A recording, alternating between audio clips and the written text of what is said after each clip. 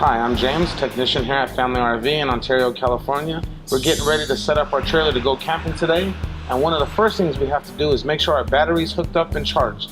Now on the front of this trailer here we have a battery, Deep Cycle marine grade battery, a good battery to use for going camping in trailers. We always make sure our batteries are hooked up to the correct terminal.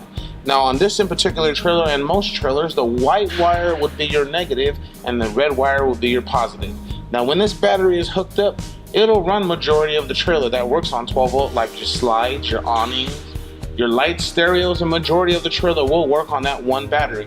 But if you wanted to turn on your air conditioner or microwave something or even watch TV, that takes a different power source. This is DC power source, and what you need is AC, which is located in the rear of the trailer. And this is a 30 amp hookup.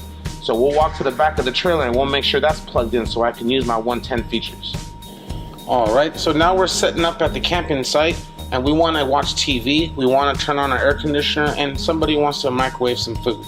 Now, the battery in the front will not operate those few things. We need to make sure our trailer is plugged in.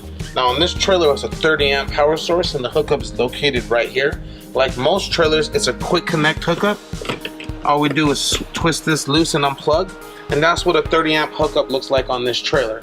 Now whenever it is plugged in, like I said, those things will work properly as long as the trailer is plugged into a 30 amp power source. Now if you do have an adapter to plug it into a 15 amp power source, which is just your regular standard house hookup, we ask you not to use your air conditioner or your microwave, because those two things alone will draw more power than the house outlet will provide, and that can cause safety issues as far as melting your power cord. Even it can cause your air conditioner to stop running cold. So make sure when you are plugged in and you are using these things, make sure you're plugged into a 30 amp power source.